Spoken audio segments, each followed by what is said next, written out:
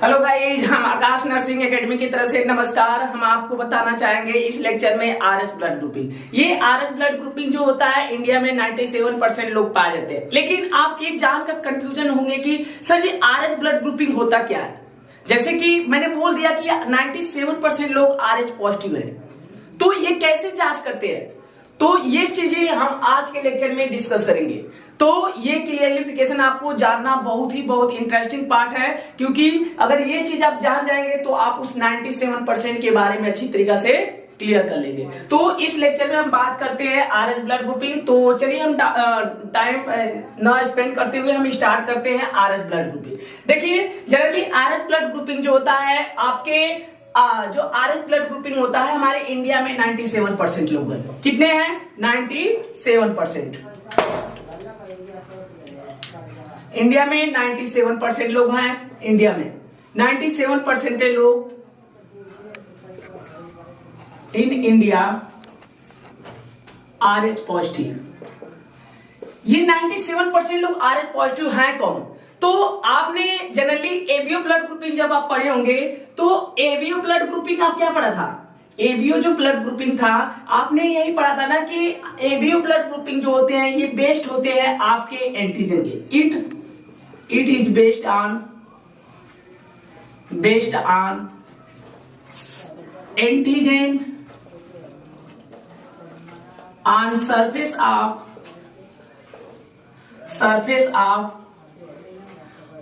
RBC. ये आप ABO blood grouping पढ़े थे। तो एबीओ ब्लड ग्रुपिंग में यही ना आप पढ़े थे, it is based on antigen. Antigen के आधार पे था, उसमें आपको पता था कि ब्लड ग्रुप ए का एंटीजन ए पाया जाता है, एंटीबॉडी बी पाया जाता है। ब्लड ग्रुप बी का एंटीजन बी पाया जाता है, एंटीबॉडी ए पाया जाता है। ये चीज आप पढ़े थे ना। तो इस आरएस ब्लड ग्रुपिंग में हम यही चीज, आरएस ब्लड ग्रुपिंग में क्या होता है, एंटीजन तो आपके आरबीसी के सरफेस पे पाए जाते हैं, लेकिन एंटीबॉडी इसमें प्लाज्मा में नहीं पाया जाता है। सबसे इंपॉर्टेंट इसमें डिफरेंसेस क्या होता है, जो एबीओ ब्लड ग्रुपिंग होता है ना, जो एबीओ ब्लड ग्रुपिंग होता है वो इसमें एंटीजन जो होते हैं आरबीसी के सरफेस पे पाए जाते हैं, और एंटीबॉडी जो होता है आपका एंटीबॉडी जो होता है आपके प्लाज्मा में पाया जाता है। प्लाज्मा में मतलब कि एंटीबॉडी प्लाज्मा में पाया जाता है और एंटीजन जो होते हैं आरबीसी के सरफेस पे पाए जाते हैं। ये एबीओ ब्लड ग्रुपिंग होता है। जनरली जब आप ग्रुपिंग सिस्टम पढ़ेंगे तो 4 पढ़ेंगे ना, एक आपका एबीओ ब्लड ग्रुपिंग, दूसरा आरएच ब्लड ग्रुपिंग, तीसरा एमएनएस ब्लड ग्रुपिंग, चौथा आपका पी ब्लड ग्रुपिंग। तो उस एमएनएस ब्लड ग्रुपिंग और पी ब्लड ग्रुपिंग जनरली हमको नहीं पढ़ना है, वो हायर एजुकेशन में आप स्टार्ट पढ़ते हैं। लेकिन एबीओ ब्लड ग्रुपिंग और आरएच ब्लड ग्रुपिंग बहुत ही कंफ्यूजिंग टर्म है, और आपको इस लेक्चर में हम उस कंफ्यूजन को क्लियर करेंगे। तो एबीओ ब्लड ग्रुपिंग में जो एंटीबॉडीज होते हैं वो प्लाज्मा में पाए जाते हैं। ये नेचुरली होते हैं। ये क्या होते हैं? नेचुरली का मतलब समझ रहे हैं, आपके प्लाज्मा में पहले से मौजूद होता है। ये जो आपका एंटीबॉडीज होता है आपके प्लाज्मा में क्या होता है? मौजूद होता है। तभी तो हम किसी को ब्लड देने से पहले ही एतरा जाते हैं कि हम मेरा ब्लड ग्रुप बी है तो हम तुमको नहीं दे सकते। ऐसा क्यों बोल देते हैं? ऐसा इसलिए बोल देते हैं कि आपके प्लाज्मा में एंटीबॉडीज पाया जाता है, और जब आप ब्लड देंगे ना उससे अब वो उससे एग्लूटिनेशन करके उस ब्लड सेल्स को क्या कर देगा? डैमेज कर देगा। तो इसलिए आप ब्लड नहीं दे पाते। लेकिन आरएच ब्लड ग्रुपिंग में क्या होता है, ये चीजें आप जनरली कर लेंगे, इसलिए हम इस लेक्चर में हम इसको नहीं बताएंगे। इसके बाद वाले लेक्चर में हम एबीओ ब्लड ग्रुपिंग का हम लेक्चर डाल लेंगे। तो चलिए हम स्टार्ट करते हैं आरएच ब्लड ग्रुपिंग। ये एबीओ ब्लड ग्रुपिंग में आप थोड़ा सा डिफरेंसेस समझे। एबीओ ब्लड ग्रुपिंग में एंटीजन आरबीसी के सरफेस पर पाए जाते थे और एंटीबॉडीज आपके प्लाज्मा में पाया जाता था। ये नेचुरली होता था।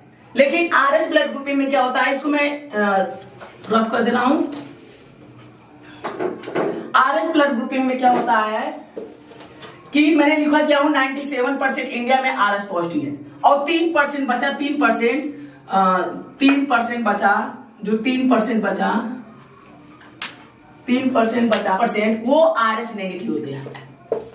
3% मतलब 97% इंडिया में आरएच पॉजिटिव होते हैं और 3% लोग RH नेगेटिव होते हैं। अलग अलग देशों का अलग अलग ये रेंजेज होता है, लेकिन हमारे इंडिया में 3% RH नेगेटिव होते हैं। और इस 3% RH नेगेटिव होने का क्या हमें नुकसान होता है, ये चीजें देखिए।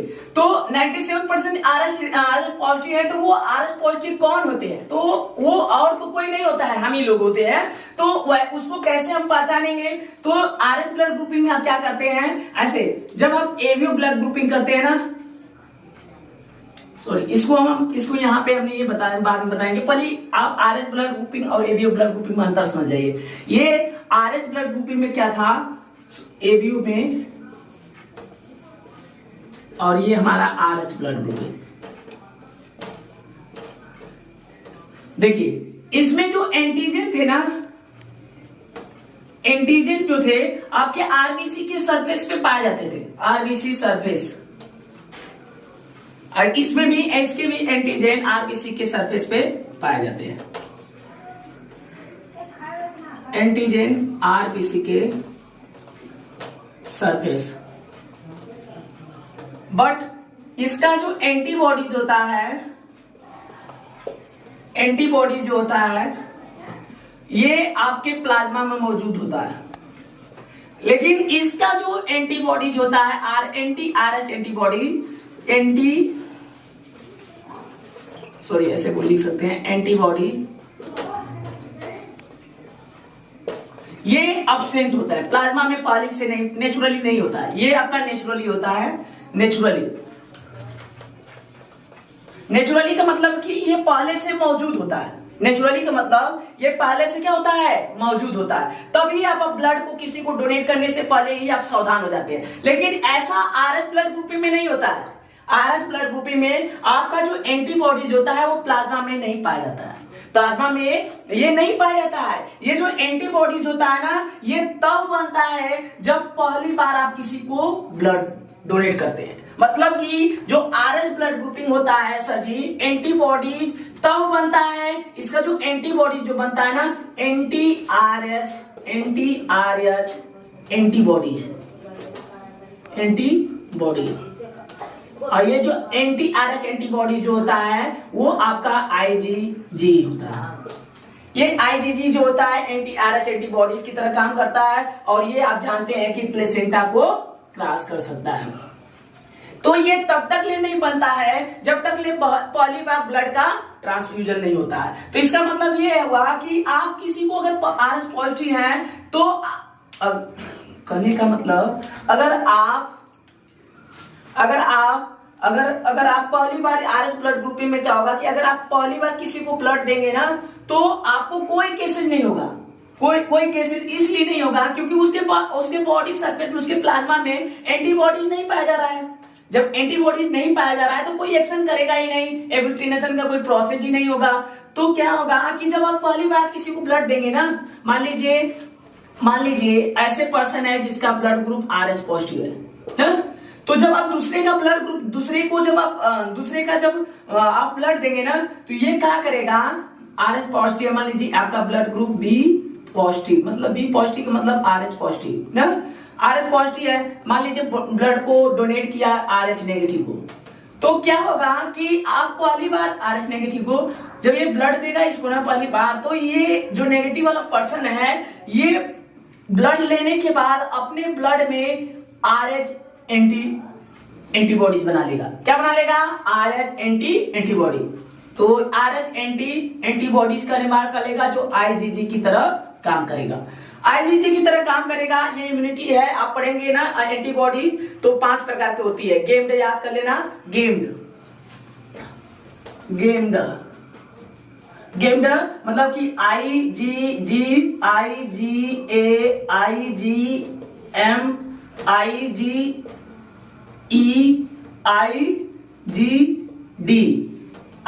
ऐसे जैसे गेम होता है ना, गेम का मतलब खेल होता है ना, उसी का मीनिंग है। देखो GAMED, ये एंटीबॉडीज है। एंटीबॉडीज जनरली हमारे बॉडी में 5 प्रकार की होती है, IgG, IgA, IgM, IgE, IgD ना।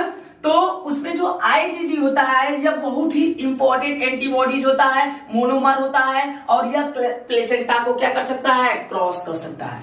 प्लेसेंटा क्रॉस करने का मतलब यह है कि मां की ब्लड से बच्चे में जा सकता है और बच्चे से मां में आ सकता है। तो ये प्लेसेंटा का क्रॉस कर सकता है। तो क्या होता है ना कि अभी हम आपको उसके बारे में बताएंगे। तो ये आरएच एंटीबॉडीज जो होता है आईजीजी बना लेता है। आईजीजी बनाने के बाद ये हम इस ब्लड में रख लेता है ना, अपने प्लाज्मा में।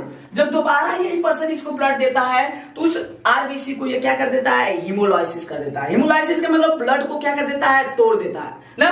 तो ये चीजें आपके आरएच ब्लड ग्रुपिंग होता है। मतलब इसका मतलब ये हुआ कि आप पहली बार ब्लड देंगे तो कुछ नहीं होगा, लेकिन सेकेंड बार ब्लड देंगे तो हीमोलाइसिस हो जाएगी, मतलब डेथ हो जाएगी ना।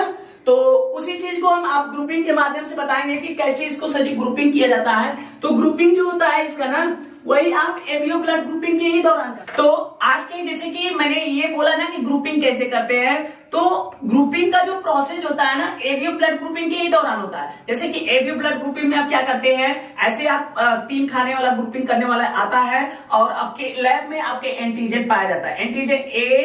एंटीजन ए और एंटीजन बी और एंटीजन ओ या डी, ऐसे आरएच लिखा होता है ना, देखना ओ डी इसको पढ़ते हैं ना, एंटी आरएच लिखा होता है यहाँ पे देखेंगे। तो ये वाला जो एंटीजन होता है ये आपका आरएच होता है, इसी से हम आरएच जांच कर लेते हैं। लेकिन आपको पता नहीं होगा कि सर हम एवीओ ब्लड ग्रुपिंग के दौरान ही आरएच हम जांच कर लेते हैं। तो वही चीज देखिए, जैसे आप करते क्या है, एक बूंद आप ब्लड लेते हैं तीनों खाने में, और एंटीजन ए वाले खाने में डाल देते हैं 1 बूंद, और एंटीजन बी वाला दूसरे खाने में 1 बूंद डाल देते हैं, और जो आरएच वाला होता है ना और इस अब तीसरे खाने में डाल देते हैं। तो क्या करते हैं, मान लीजिए ए फट गया, बी नहीं फटा और ओ फट गया, डी ना, ये डी फट गया। तो इसका मतलब ये हुआ कि आप ए पॉजिटिव है। ए पॉजिटिव को मतलब कि ये क्या कर गया, ओ फट गया ना, ओ फट गया तो मतलब ओ ही डिसाइड किया पॉजिटिव। मतलब कि सर जी आप जो बी पॉजिटिव बताते हैं ना वो पॉजिटिव नहीं होता है, वो आरएच पॉजिटिव होता है। तो इसका जब आप ग्रुपिंग करेंगे ना तो आप ऐसे करेंगे, ए ब्लड ग्रुप आपका ब्लड ग्रुप कौन सा है, ए और आरएच पॉजिटिव। मतलब कि ए ब्लड ग्रुप आरएच पॉजिटिव। मतलब कि जो आप मतभेद में थे कि ब्लड ग्रुप मेरा बी पॉजिटिव है, तो बी पॉजिटिव नहीं है, पॉजिटिव का मतलब आरएच पॉजिटिव है यहाँ पे, क्योंकि यही ओ वाला ही डिसाइड करता है ना कि कौन सा, अब अगर ये फटा ये नहीं फटा तो पॉजिटिव होगा कि नेगेटिव। ये नहीं आप मतभेद में रहे कि एक एंटीजन के आरबीसी सफेद पाया जाता है इसलिए ए पॉजिटिव नहीं, ये तय करता है आपका ये ओ वाला ना, ये वाला तय करता है कि आप पॉजिटिव हैं कि नेगेटिव है। इसका मतलब ये है कि मान लीजिए अगर ये नहीं फटा, ये फट गया और ये फट गया ना, तो बी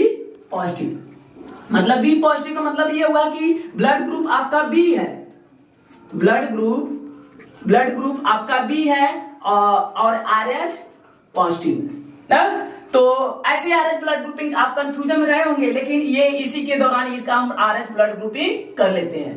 तो ये आरएच पॉजिटिव है, इसीलिए देखते हो ज्यादा से ज्यादा ब्लड ग्रुपिंग जब आप करते हैं सबका पॉजिटिव ही आता है, बहुत 3% रेयर केसेस में नेगेटिव आता है। अगर यही एब्सेंट रहता है तो आरएच नेगेटिव बोलते हैं ना।